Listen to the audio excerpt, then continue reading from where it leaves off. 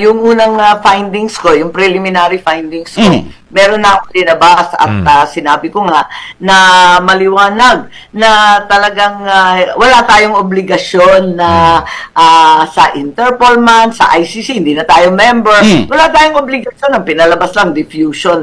Humihingi lang ng impormasyon yun. Wala namang sinasabing aarestuhin, dadamputin. Walang ganon. So yung sinasabing dahilan na may obligasyon tayo, wala naman tayong obligasyon. Maliwanag yun. Pinili natin na talagang sumang-ayon sa kanila at gamitin yung ICC bilang dahilan.